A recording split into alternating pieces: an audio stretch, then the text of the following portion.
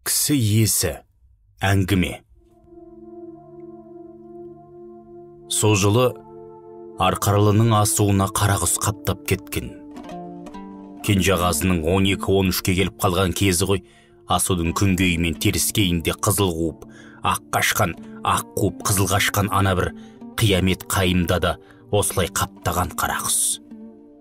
Төмен етектің қойнауындағы алақандай ауыл ағы келсе де, қызылы келсе де, астан-кестең болып жатып еді сонда. Ат шабыспен ат үстінде жүретін әскердің араны мен айғырлығы жаман болады екен. Ауылдың дені малын алдына салып, қызғырқының артына мінгестіріп құмға ауып кеткен. Сонда ғой ақтың әскері екенін, қызылдың әскері екенін, әйтеуір солардың бірі қаңыраған ауылдың біріне бірер күн аялдап қалған еді. Қыстың қақап тұрған кезі, қарындар ашқан шығар, Арқаралдан аң қағып, асудың ас-түсін апай-топай етті ғой. Еті жеуге жарайды, жарамайды деген жоқ, көздеріне түскенін атты, қуалап жүріп жер қаптырды. Қайсы бір күні тарс гүрс етілген мылтық даусына елеңдеп диірменнің қасында қалқайып тұр еді. Қарсы қапталдың қалың қарын қақ жарып өзіне қарай тұра салып келе жатқан қасқырды көрді. Тайыншадай көк бөрі со бойы мұның дәл жанынан ағып өтіп, есігі ашық тұрған қораға қойып кеткен. Бауырына түгел мұз қатқан қасқыр қораның қараңғы түкпірінде екі бүйірін соғып тұрды. Қанды көзі боп-боз, ырылдай ма, қыңсылай ма үні бір түрлі аянышты. Жан сауғалап келдім дейтін сияқты. Бұл есін жиып болғанша 3-4 әскерде келіп қалған, дүние көшіріп. Қандай құдіретті сөйткізді ме, бұлай қарай ағып өтті деп, қуғыншыларды басқа жаққа сілтеп жіберген. Қораға кірсе, қасқыр жоқ, қай жағынан қашан қайтып шығып кеткенін байқамады. Сосын таң қалғаны, үйдегі екі төбеттің үрмей үнсіз қалғаны, тіпті құйрықтарын бұттарына қысып, төмен етектегі жыраға түсіп кеткен. Өңі ме, түсі ме? Түсі дейін десе ояу, өңі дейін десе кісі сенетін емес. Содан бұл туралы осы күнге дейін жан адамға тіс жарған емес. Күлер деді. Аздап ауытқыған деулерде әбден мүмкін. Кейінірек сол көкбөрінің бірді-екілі түсіне кіргені бар. Көреді, бірақ не болып, не қойды оянғанда есінде қалмайтын. Содан осы жұттың дәл қарсаңында түсіне кірген. Ой, сұмдық-ай. Мұның тана торпақ қозылағын қорасына қуып кіргізіп, көкке қарап олып тұрды. Бірақ үні естілмейді. Бұл шошып оянып еді. Сондағы жасөспірім Кенжеғазы енді ер азамат болғанда, Арқаралының асуын сол жылдары қаптаған қарағұс араға уақыт салып одан қалың болып қаптайды деп қаперіне алса қане. Қалың қарағұс пен Арқарлы артта. Көктеменің жылымығы, жердің лайсаңы енді дегдіп, беті кеберси бастаған. Арба жолдың бойымен екеу келеді. Кенжеғазының иығында ала қоржын, қолында ұңғысы, ұзын қара мылтық. Әйелінің арқасында бала. Үлкен орамалмен шантып байлап алған. Жолға ертелетіп шыққан. Күн тас төбеге таяп қалды. Жүрістері өнбейді. Қыбыр-қыбыр. Асудан көп болса 5-6 шақырымдай ғана ұзады. Көздері алдарында жатқан ұзына бойы қайдан басталып, қайда тұйықталар белгісіз белдеу қыратта. Соған жетсе, ар жағында үлкен қара жолы бар. Оған дейінді мына секілді ми жазық қара дала. Сол еске түскенде, Құдай, өзің жар болмасаң деп қалады екеуі тең. Бұлардың жалғыз үміті қара жолдың бойындағы бекет. Сонда әйелдің нағашы ағасы тұрады, лау ұстайды. Ішім жемнен кенде болмаған адам, қазір бірақ кім білсін. Ашаршылықтан жұрттың түгел дерлік қазаны төңкеріліп қалған жоқ па, деуін десе де, бұлардың басқа барар жері, басар тау қане. Ала қоржынында диірменнің түпкір-түпкірінен сыпырып, көк иісі аңғыған астық қалдықтарынан тартып алып, қыстай үнемдеп жегеннен қалған талқандары, қыста атып алған құлжаның шамалы еті бар, пісіріп алған. Арқадағы 1 жасар бала қаңғылдай бастаған соң оған, өздерінің де діңкелегендері де қосылып, аяқ суытуға тізе бүккен. Балаға талқан шайнап беріп, өздері арқар етінен аздаған кесегін ауыздарына салып, жұтып жібермей, жайлап сорып отырды. Құдайдың құдіретінен айналайын, деді әйелі. Нені айтасың? Еркек еңсесін тіктеді. Құлжаны кезіктірген. Оның рас. Жалғыз өзі. Үйірінен бір себеппен бөлініп қалған-ау. Өлмегенге өлі балық. Ал бізге бұйырғаны құлжа, қоңыр құлжа. Қаңтар айындық қарашаның соңында сойыл алған жалғыз тайыншаның еті еңсеріліп бара жатқан. Ендігі жерде қалғанымен жазға жету неғайбыл болатын. Арқарлының аң құсының я қырылып біткен, я ауып кеткені белгісіз. Басқасын айтпағанда кекіліктің қақылы да естілмей қалған. Сонда да Кенжеғазы бір үміт, бір дәмемен ұзын қара мылтығын көтеріп аң қарап шыққан. Сонда көп ұзамай тереңдеу жыраның тар қолтығында тұрған арқарды көріп, қуанғаннан құлап қала жаздап. О Құдай, бұл қайдан жүрген арқар деп ойлады. Арқар үйірі асуды жаз жайлап қыстың алғашқы айындақ хан тауына ауып кетуші еді ғой. Жоқ, жай елес пе? Көзін қармен сүртіп қайта-қайта қарады. Құлжаның бауырынан ішегі шұбатылып, шие сабақтың бұтағына оратылып қалыпты. Әбден әлсіресе керек. Төрт аяға төрт жағына жайылып, баса аспанға қарай қайырылып тұр. Әлденеден қатты үркіп тұрған сыңайлы. Неден? Кенжеғазы баспалап, арқардың айналасындағы жыра жықпалды, бұта-бұтаны әбден тінтіп қараған. Қылтың еткенді қалт жібермейтін аңшының қырағы көзі бейсауыт ештеңе аңдай алмады. Болған күнде де бұған келіп кетері жоқ. Ішегі шие сабақ бұтағына оратылған, өзі де әбден әлсіреген Құлжаны жалғыз атып, жалпасынан түсірген. Ұзыннан сұлап жатқан арқарды келіп қарағанда, көргені атқан оғы өзі көздеген мойын түптен тиіп, ар жақ шықшытын талқандап кетіпті. Ал ішегі шап жағынан шығып жатыр еді. Бұл арқардың өздігінен бұлай жараланатынын естігенде көргенде емес еді. Оқ тиіп жарылған дейін десе, бұл өңірде өзінен басқа аңшы жоқ. Қасқыр тартса, ит таласы неге жемеген? Арғарай басын қатырмады. Құдайдың берген несібесіне есі шыға қуанып, Құлжанның сан қолын қол етіп жатты. Демін алып, жалпақ тасқа отырып жатып, кенет қарсы белден бұлаң етіп басып бара жатқан сұлабаны көз шалды. Бұл не өзі? Баяғыда қуғыншылардан қашып қораға кіріп кеткен көк бөріспеттеніп түкірігін әзер жұтқан. Құдай ісімізді оңғарса екен деді. Әйелі қамығып. Сөйтеме? Қамыға берме.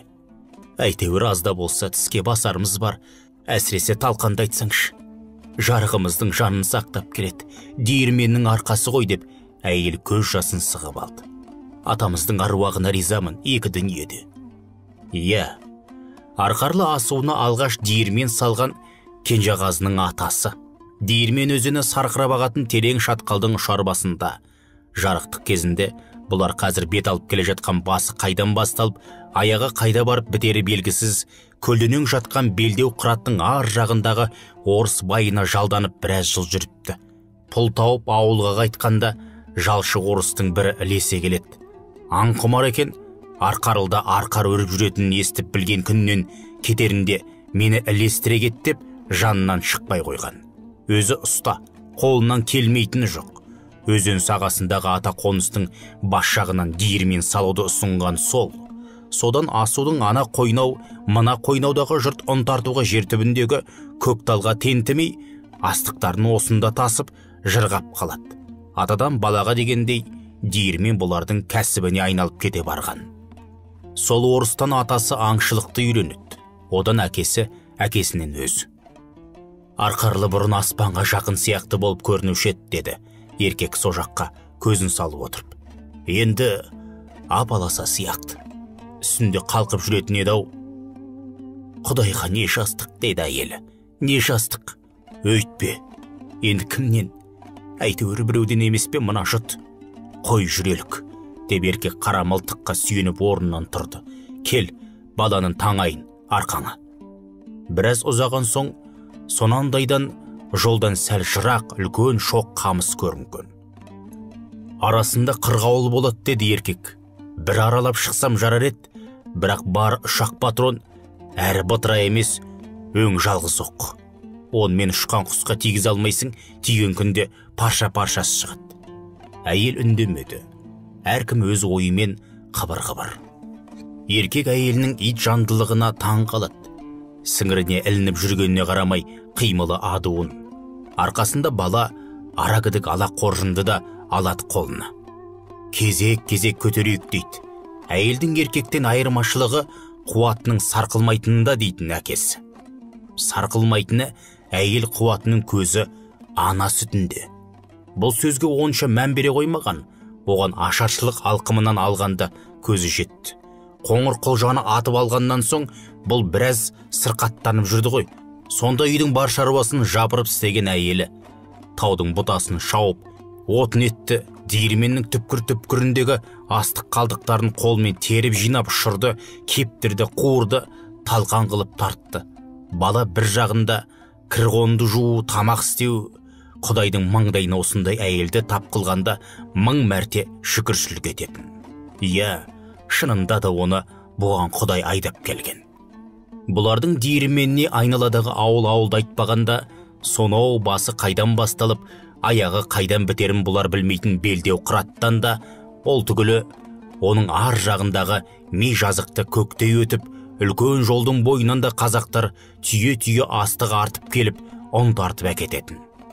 Сонда ғой, мұның осы әйелімен танысып жүргені. Қайсы бір жолы ұн тартушыларға жас қыздың лесе келгеніне әкесі де бұл да таң қалған. Үлкен жолдың бойындағы бекетте лау ұстайтын адамның жиен қарындасы дескен келгендер. Қыз баланы ұн тартуға жіберген несі деген әкесі. Құдай өзіне ұл бала бермесе қайтет, онда өзі келмей ме? Өзі лау ұстайды ғой. Ояздың ары бері хат хабар тасығандарын күтіп алып, шығарып салып отырады. Сонда қыздың қайратына көргендер қайран қалған. Кез келген астық толы қапты еркек біткенмен бірдей аударып төңкергенде, Құдай-ау, мынау баяғы қалмақпен соғыста туса, кез келген батырмен жекпе-жекке шығатын қыз ғой десіп тамсанған. Сымдай бұратылған айналайынның қуаты қай жағында? Екеуі бір-бірін ұнатып қалып, әкесі бекеттегі лаушыға құда түсіп барып, бастарын қосып ет, көп ұзамай. Бұлардың ешқайсысы осынау бақыттың соңында мына жан-жақты жаппай жалмаған жұт ұлы ашаршылықтың әне-мінекелерін білген жоқ еді. Шоқ қамыстың тұсынан өтіңкіреп кеткенде, одан бері шығып келе жатқан үш өрім-өрім сұлаба көрінеді. «Ойбай, аналарды қара!» деді әйелдің дауысы бұзылып. «Көрдім. Соңымыздан өңмеңдеп, онысы несі? Біз сияқтылар шығар. Өрім-өрім, қорқам». «Жүре берелік, қорқпа». Шынында да соңдарындағы үшеудің өңмеңдеулері жаман еді. Бірте-бірте таяп та келеді. «Әй, тоқтаңдар!» деп қырылдап шыққан дауыс үзіліп-үзіліп жетті бұларға. «Аман қалғыларың келсе, баланы тастап, өздерің кете беріңдер». «О не?» Әйелдің көзі алақтап күйеуіне қарады. «Не дейді, ойбай? Қара көрсетпей қаша жөнелер қауқарғайды». «Естідің бе?» Әйел даусы жан ұшырады. «Естідім. Құлынымызды қайтеді». «Сен жүре бер», деді еркек әйеліне. «Тоқтама, жүре бер.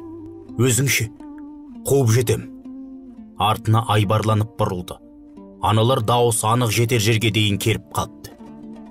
«Ей, сендер кімсіңдер?» деді мылтығын алдына көлденең ұстап. «Баланы тастаңдарың не?» «Жан керек болса тастайсың. О, қайда албасаң? Не істесең сол? Таста баланы, өздерің кете беріңдер». «Өйтіп Құдайдан безбе. Көрсетші қана көзіме, оның өзін екі шайнап, бір жұтайын», деді қаба сақалды өңкүйгені. Бұл қара мылтықты кезенді. «Жайратып салам, ит! Ат деді анау, жайрат! Өйтпедің бе, далба саламай баланы тастып кет бізге». Еркектің шүріппені басып жіберуге дәті бармады. Жалт бұрылып, шамасы келгенше әйелінің соңына қарай ентеледі. Ол біраз ұзапты. «Тоқтама, кете берді, тоқтама!» деген әзер-әзер демігіп. Онысын әйелі естіді ме, жоқ па білмейді. Тоқтама да, тоқтамасын қайталай берді. Жан дүниесінде жанып сөнген оттың қоламтасындай ғана бар қызуы лезде жым-жылас жоғалып, өн бойы түгел суып, дірдек қағып қалған. Әл дәрмені түгесіліп барады. Артына қараудың өзі өлердей үрей, өңмеңдеген сұмпайылар әне-міне келіп бас салатын сияқты. Ол ашаршылық дендегелі адамды адам жеп жатыр дегенді естіген. Әуелі сенбеп еді. Құлжаны атып алғаннан кейін мән-жай білмек болып етектегі ауылға түскен. Сонда шағын ауылдың адамдары аштан қатып қалыпты. Кенет ауылдан сәл аулақта алба-жұлба бір топтың лапылдаған отты шыр айналып жүргеніне көз түсіп, қайнап жатқан қазан ернеуінен баланың білегін байқап қалған. Есі ауып құлап қала жаздап еді, тауды бетке алып тұра қашқан. 3 күн құсқан. «Аман қалғыларың келсе, тастаңдар баланы», деді соңындағы қаба сақалды өңкейген. Қырылдаған үніне арылма, соған ұқсас жексұрын бірдеңе араласқан. Қалай болғанда да оның үні таныс сияқтанды. Өңкейген өн бойы да, қалбаңдаған жүрісі, япырау, бұл сол ма? «Кімсіңдер осы?» деп дауыстады. «Шаруаң болмасын онда». Даусың таныс бір түрлі. «Мейлі, білем сені» деді бұл. Өтірік айтты. Сөйтсем, өңмің деген қояр деп ойлады. «Білсеңші», деді анау, «тоқта де қатыныңа». «Ей, мынау, Құдай, Қозыбас. Иә, сол ғой өзі». Лезде бір түрлі қуанып тағылғандай болды. «О, сіз Қозыбас аға?» «Баланы тастап кетіңдер дейім». «Ағау, мен Кенжеғазымын ғой, Нубай көкеңіздің». «Мейлі», деді анау. «Шаруам жоқ онда, баланы тастаңдар. Болмаса қатыныңмен қоса өзіңді де өліп барамыз ит». «Кенжеғазымын деп тұрған жоқпын ба? Диірменші Нубайдың. Нубай субайың мен құры, тоқта де қатыныңа». Әйелі жаққа көз салды. Шамал ұзапты. Мынадан еш қайыр жоқтығына көз жетіп, мылтықты амалсыз шошаңдатты. Кезеп қорқытқан түрі, сескенер деді, тұрып қалар деді. Сонда қатын баласы ұзап кетер деді. «Атып салам қазір». «Сөйтсің шейіттің баласы», деп анау баяғысынша өршеленіп келеді. Дереу мылтықтың дүмін иығына тіреп, бастарынан асыра шүріппені басып жіберді. Қапелімде сасып қалды ма, өңмеңдеген шөу орындарында сәл сілейіп тұрып қалған. Бұл аналарға көрсетіп мылтыққа келесі патронды салды. «Енді дәлдеп атам» деді. «Жан керек екен, қалыңдар солай, қозғалмаңдар». Өзі қатын баласының соңынан ұмтылған. Енді ілесуге батылдары жете қоймас деп сенді. Сүйретіліп келе жатып, ойына не келіп, не кетпей жатыр. Анау Қозыбас. Қозыбастың бұдан 3 жас үлкендігі бар. Әке шешеден ерте айырылып, Түменбай молданың босағасында жүрді. Соның дәрет суын жылытып, отымен кіріп, суымен шығып өсті. Ескіше хат таныды. Әлдебір Балшабек келіп, темір жол салуға елді насихаттағанда соған ілесіп кетті де, бірер жылдан соң оралып, жаңа ашылған кооператив дегенді ұстады. Көп ұзамай істі болып қалды. Тексерісте кооперативтің дүниесі кем шығады. Қаңтардың қақаған аязды түнінде бұлардың терезесін келіп қақты ғой ол. Өңкейген неменің қан сөлсіз ұсқынына үңіліп отырып, әкесі сұраған: «Өкіметтің дүниесіне неге қол салдың?» «Көке, мен емес, имандай шыным». «О, қай сөзің?» «Ауданға тасыдым». «Ол не дейді?» «Кім? Аудан?» «Жуытпайды. Куәгерім жоқ». «Онда кімге өкпелейсің?» «Ешкімге». «Өзіңе деме?» «Өзіме». «Одан не шығады? Ал мына қашып пысқаныңнан ше?» «Өкіметтің құрығы ұзын. 3 жыл қолдарына түспесем, іс өзінен өзі жабылып қалады екен». «Бақандай 3 жыл. Қай көтке тығыласың?» «Ақпанның аяғына дейін паналатыңыз. Ар жағы құмға сіңіп кетем, жоқ десеңіз, ұстап беріңіз өз қолыңызбен». Әкесі оны қалдырды. Күндіз таңқылая ақ киізден басқан жер сызатын кебен тайын кигізіп, қойнына тіске басар тығып, тауға жібереді. Түн ортасында баспалап келіп, қорадағы аздаған уақ жанның арасына келіп жатады. Арагідік ауыл сәбет милициямен ат ойнатып келіп тұрады. Сұрайтындары: «Қозыбас қашқын көздеріңе түскен жоқ па? Пендешілік жасап жасырып жүрген жоқсыңдар ма? Өйтсеңдер статья жаман». Қозыбас түн ортасында таудан оралғанда тамақ ішіп отырып әкесімен көбір-сыбыр әңгіме айтатын. Сонда ұққаны кооперативтің дүниесін аудандағы дөкейлерге тастқан осы ауыл сәбет. Оң мен солын танып қалған бұл әкесінен сұрайды: «Көке, бәлесіне қалмаймыз ба?» «Біліп қойса қаламыз. Онда неге басына іс түскенге жамандық істеуге болмайды. Обал сауабы бар». Содан көктемнің жылымығы білінісімен Қозбас бір түнде жоқ болып шыққан. Әкесі екеуі 2-3 күн айнала төңіректі түгел сүзіп шыққан. Жаман ойлары оқыс жазым болып, бір шұқанақта не өліп, не мертігіп жатқан жоқ па? Өйтпесе қайыр қошты неге айтпай кетті? Не қылса да әйтеуір Қозбас ізғайым жоғалған. Енді міне, көктен түсті ме, жерден шықты ма? Дәржінің құмы сақтаған ғой жанын. Сірә жер көкті жайлаған ашаршылық шығар оны қуып шыққан. Жан сауғалап арқарлыға оралған ғой. Одан не табады? Ауылы аштан қатып қалған жоқ па? Енді мынау шоқ қамысты паналап жол торып, біраз ұзаңқырап кеткен әйелі артына жалтақ қарағыштайды. Бұл қолын алға сермейді, кете бер, тоқтама дегені. Аналар қайта аяқ басқан. Сол сүйретілген қалыптар аштықтан әлсіреген. Әйтпесе аттап-бұттап жетіп келмес пе еді. Соңына үрей түскенді кім көріпті? Қуғынның сұмдығы сол үрей болар. Әне-мінелеген қорқыныш жанын жеп, дәрменін тауысып барады. Аяғы өзіне бағынуды қойған. Әлтек-тәлтек, әйтеуір медеті құтылып кетуден дәмелі. «Әй!» деп қатар қырылдады аналар.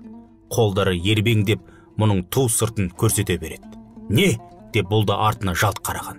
Сұлап жатқан сол құла дүз, қыбыр еткен дәнеңе жоқ. Аналардың қолдары ербеңдеп сілейген қалыптар. Көздеріне сірә қос көрінген, әлде шатаса бастады. Таң қалғаны жып-жылы әлдене арқасынан сипағандай болды. Соның жылылығы тұла бойына тарап, аяқ қолының дірілі сәл басылған сыңайлы. Ол алғаш рет адамның күш қуатының, сабыр төзімінің тылсым бір демеуі болатынын сезінді. Оның қайда келетінін, қалай болатынын әрине білмеді.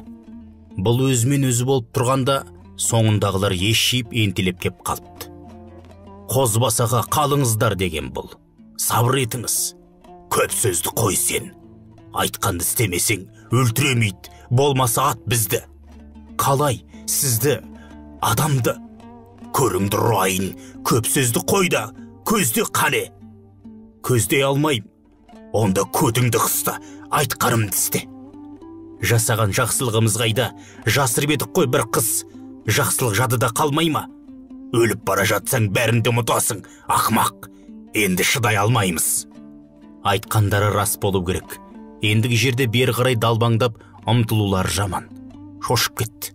Мылтығын қайта кезеген, кезеп тұрып, «Енді аямайым» деп бақырды.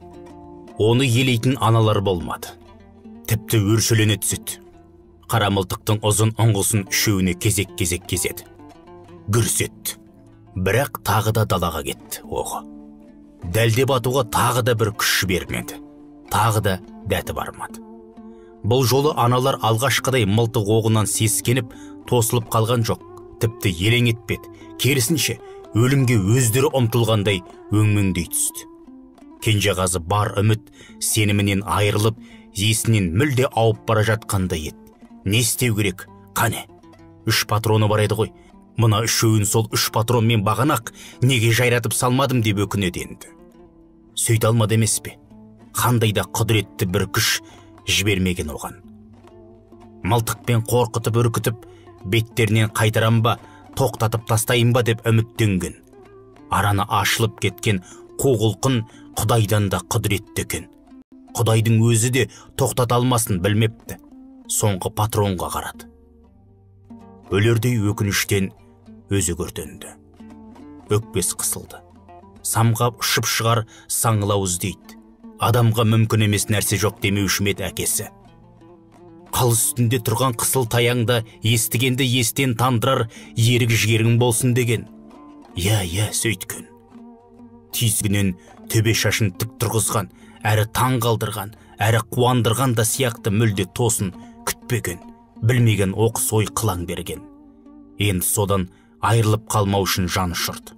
Жаны ұшырып тұрып, әжептәуір ұзап кеткен қатын баласының соңынан қарады. Алдарынан жарылқай көр деп көбірледі. Артындағы алба жылбаларға қараған хайуандар деді дауысы қырылдап. Баламнан аулақ, әйелімнен аулақ, мені жеңдер. Қара мылтықтың ұңғысын жүрегіне тіреді. Гүрс еткен дауыстан кейін көз алды қап-қара болып қалды. Әйел біраз ұзаған еді. Жайдақтау сайға жеткен. Жылтырап, жіп-жіңішке су ағып жатыр. Таңдайы құрғап келе жатыр еді. Татып көрсе, суы ашылау екен. Сонда да екі шұтты. Арқасына таңып алған нәрестесі үнсіз. Аман екеніне жотасын жылтқан демінен білінді. Шешіп алып, сәл белін жазбақ болып, бойын тіктеп беріп еді. О, сұмдық. Анандайда арса-арса көк бөрі тұр. Бұларға үңіліп. Кетей, кет деп шыңғырып жіберді. Бірақ өз дауысын өзі естіген жоқ. Жаны шырып жан жағына қараған. Қу меденінен өзге көзге еш нәрсе көрінбейді. Күйеу қайда? Қайтты ол. Мылтықтың екі рет гүрс еткенін естіді ғой. Екеуін жайратқан шығар, үшіншісін. Патроны үшеу емес пе еді? Оның атылғанын естіген жоқ қой. От алмай қалды ма? Дәрісі немесе пестоны дымданып қалса, сөйтетін білетін. Қасқыр сол қалпы. Орнынан тап жылмай үңіледі. Бұл бұрыла берсе, артынан келіп бас салатын секілді. Не істерін білмей, буын-буыны құрып, көзінен жас парылады. Баласы да қимылдай бастаған. Кенет көк бөрі теріс қарап шоқиып отырды. О несі деп ойлаған, зәре иманы қалмай тұрған әйел дәнеңе түсінбей. Сол кезде қоржынын тастап кету келді ойына. Соның ішіндегі барын жеп, жөніне кетер деп үміттенді. Тамақсыз өз күндерінің қалай болары қаперіне де кірген жоқ. Қоржынды тастады да апыл-тапыл алға басты. Сол кезде атылған мылтық дауысы еміс-еміс естілген. Дереу тоқтай қалып, артына жалт қарады. О Құдай, көкбөрі орнында жоқ, жым-жылас. Қоржын орнында. Мылтықтың даусынан безіп кетті сірә деп сенді. Және ойлаған, күйеуі аналардың үшіншісінде жайратты. Өлтірді кісіні. О Құдай, бұл не сұмдығың еді? Неден жаздық саған? Неге мәжбүрледің адамды адам жеуге, адамды адам атуға? Басқа жолын қалдырмағаның не? Амалын мүлде тауысқаның қалай? Күйеуімді кешіресің менді. Қоржынына қайта оралды. Қыңқылы көбейген баланы арқасынан босатып алған. Әуелі оның аузына қозы қарынға құйып алған қайнақ судан тамызды. Сосын талқан шайнап беріп отырды. Шайнап отырып, өзі де жұтып жібере жаздайды. Тым құрыса бір жолы. Бірақ өйтуге дәті бармайды. Осы келе жатқан жолында бойына біткен бір тосын шыдам, ерекше ерік оған жібермейді. Тек ашылған қоржын аузынан қақталған піскен еттің иісіне елти береді. Тым құрыса бір кесеген аузына салуға үздігіп тұрып, іркілді. Күйеуінсіз. Келеді ғой енді. Қуып жетеді. Сонда деп күбірлеген. Тоса тұрма қойды. Бірақ қадалып қанша қараса да күйеуі көрінбейді. Әй деп тағы да оқыс шыққан даусын өзі естімей қалды. Баласын бауырын қатты қысып сілеп қалған. Анандайда жаңаға көк бөрі. Көктен түсті ме, жерден шықты ма? Жоқ әлде? Көзін апыл-ғұпыл сүртіп, кең ашып қараған. Иә, сол. Арса-арса көк бөрі. Не керек саған деп бақырды. Кет, жоғал. Өзі дереу жиналып баласын арқасына әзер таңып алып тұра жөнелді. Қоржын жайына қалды. Тек дорбадағы талқанды іліп әкетті. Қанша жүрді білмейді. Арасында артына қараса қасқырдың қарасы көрінбеген. Қоржындағыны жеп жайына кеткен шығар. Өліп талып жатып, есі кірерлі шығарлы басы мен аяғы қай жерден бітетіні белгісіз көлденең қыратқа күн ұясына қонуға аз қалғанда жеткен. Одан әрі әл дәрмені қалмай қалды. Етекті шөбі көк жасыл қойнаудың жарлауытына жақын келіп отыра кеткен. Қолы қалтырап, баласын алдын алды. Көзі жылтырап, езу тартады. Ерні кеберсіпті. Онысын қимылдатып басын олай-бұлай қозғай береді. Талқанда лек еткеніне қуанда ел. Со сәт есін жиып алды. Күйеуім деп жүрегі суылдап қоя берген. Жүруге шамасы келмей жолда қалды ма? Өкпесінің ауыратыны бар еді ғой. Әлгі құлжан атқанда, соның етін 4-5 барып жаяу тасығанда жабысқан. Қатты аязда тер қатып, көп ұзамай тық-тық жөтел. Кенет біреу аңыраңғандай болды. Елең етіп есі шығып, айналасына қараса, тура жанында әлгі көк бөрі тұр. Ала қоржында жанында. Әйел шалқалақтап құлай берді.